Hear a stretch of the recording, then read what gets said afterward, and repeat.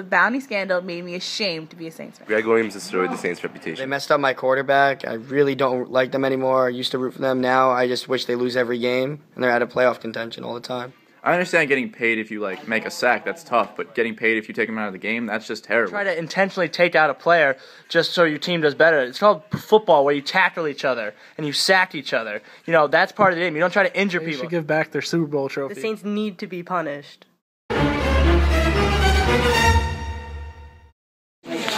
Clearly, people are disgruntled about the Saints' actions and have very strong opinions. Unfortunately, in sports business, fans run the organization.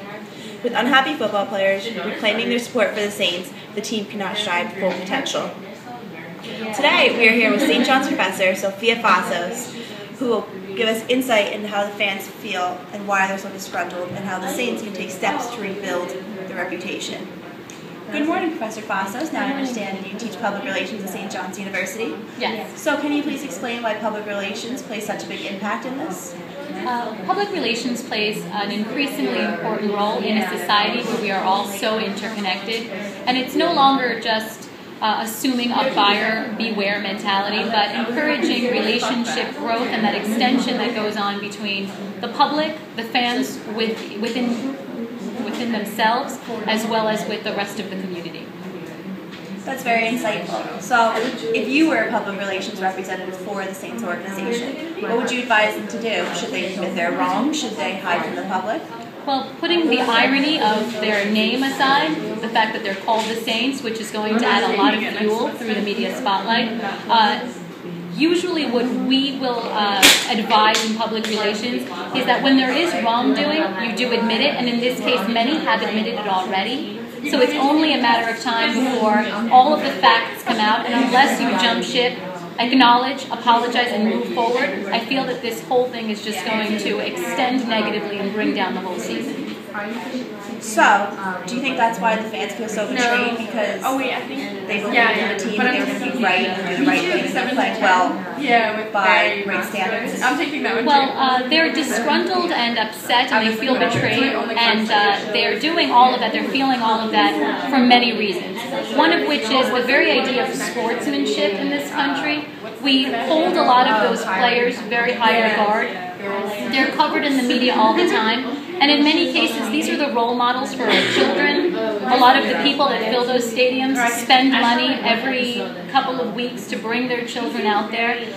They buy jerseys. You know, it's a whole religion almost in many cases. So when they do something unethical or immoral, it definitely puts a stigma on the whole organization. And similarly, they feel betrayed because in sports, it's one place where rules apply, and you want to feel that when your team won, they were in fact the better team. And that those rules are accepted throughout, and it's a fair practice, and only then can you be a true fan. Only then can you actually call yourself a fan, when you believe in those rules and that they're being carried out effectively for the best outcome. So, as the scandal progresses, do you think the fans want to know each step, or do you think they just want to know the final outcome? They don't want to be bothered, they just want to watch the football game? I think a little bit of both. You're going to see people on both sides. I think that for the most part, we are a society of information. So people don't want to be left in the dark. They want to know what's going on, what steps are being taken to rectify the current situation, as well as ensure that this doesn't happen again, tainting the whole industry in this way. Just makes it bad for everybody. And because we're in the middle of football season, do you think the attention from the scandal takes away from the game and all the media attention distracts the players? Oh, sure. Unfortunately, again, that stigma, it's not about the game anymore. It's about the individual players. It's about the coaches. It's about who's doing what to make sure this doesn't happen again. So it's just a lot of negative energy. It definitely takes away from the game. Yeah, it's not positive for the Saints, unfortunately.